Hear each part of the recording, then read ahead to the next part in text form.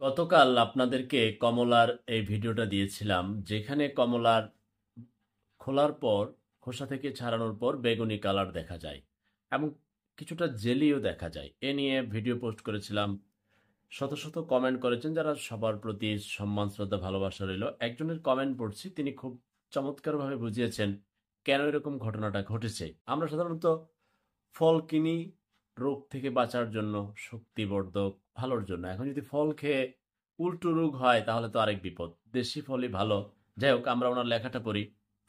কমলার ভেতরে বেগুনি বা অস্বাভাবিক রঙের উপস্থিতি কখনো কখনো ঘটে এবং এটি বিভিন্ন কারণে হতে পারে।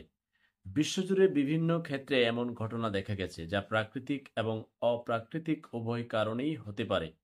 এরকম ঘটনা কেন ঘটে তার সম্ভাব্য কারণসমূহ: প্রাকৃতিক কারণ: কিছু কমলার জাত, বিশেষ করে ব্লাড অরেঞ্জ, ঠান্ডা আবহাওয়ার কারণে ভেতরে লাল বা বেগুনি রং ধারণ করতে পারে। এটি অ্যান্থোসায়ানিন নামক প্রাকৃতিক পিগমেন্টের কারণে হয়।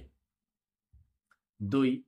অক্সিডেশন ও সংরক্ষণের প্রভাব: ফল দীর্ঘদিন সংরক্ষণ করলে বা কেটে ফেলার পর বাতাসের সংস্পর্শে এসে ভেতরের অংশের রং পরিবর্তিত হতে পারে। 3. ব্যাকটেরিয়া বা ছত্রাকের সংক্রমণ: কোনো সংক্রমণ হলে ফলের ভেতরে কালচে বা বেগুনি রঙের পরিবর্তন দেখা দিতে পারে, যা খাওয়ার অনুপযোগী করে তুলতে পারে। 4. রাসায়নিক প্রতিক্রিয়া: ফল উৎপাদন বা সংরক্ষণে রাসায়নিক ব্যবহার করলে কিছু সময় রাসায়নিক বিক্রিয়ার ফলে এমন রঙের পরিবর্তন দেখা দিতে পারে। বাস্তব ঘটনা: এরকম ঘটনা বিশ্বের বিভিন্ন দেশে মাঝে মধ্যে দেখা যায়। কিছু ক্ষেত্রে এটি নিরাপদ হতে পারে, আবার কিছু ক্ষেত্রে এটি খাদ্য নিরাপত্তার জন্য ঝুঁকিপূর্ণ হতে পারে। তাই করণীয়: ফলের স্বাদ ও গন্ধ পরীক্ষা করা উচিত। সন্দেহ হলে খাওয়া থেকে বিরত থাকা ভালো। স্থানীয় কৃষি বা খাদ্য বিশেষজ্ঞের পরামর্শ নেওয়া যেতে পারে। চমৎকারভাবে লেখা লিখেছেন এমডি নুরুল ইসলাম। আপনাকে ধন্যবাদ। এরপরও আপনাদের গুরুত্বপূর্ণ মন্তব্য থাকতে পারে। এখন ওই যে কমলার ভেতরে কিছুটা জেলি দেখা যাচ্ছে, কেউ বলছে এটা সম্ভবত অপরিপক্ক, এমনও হতে পারে।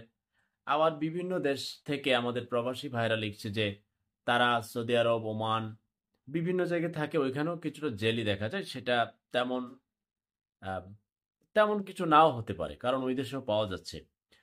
তো এই বিশ্লেষণ থেকে আমরা বুঝতে পারলাম এটা প্রাকৃতিক, অপ্রাকৃতিক কিংবা সংরক্ষণ, অনেক কিছুর ত্রুটিজনিত কারণে হয়ে থাকতে পারে। তবে যেহেতু আমার সোনার বাংলা, এখানে কিছু হতেই পারে অন্যরকম। আমি যার দোকানে কমলা তাকে জিজ্ঞেস করেছিলাম, বলছে দেখেন এটা আমরা যতটুকু জানি আমদানি হচ্ছে ভুটান থেকে, তারপর বিভিন্ন হাত ধরে ইম্পোর্টার হয়ে আমাদের দোকানে আসছে।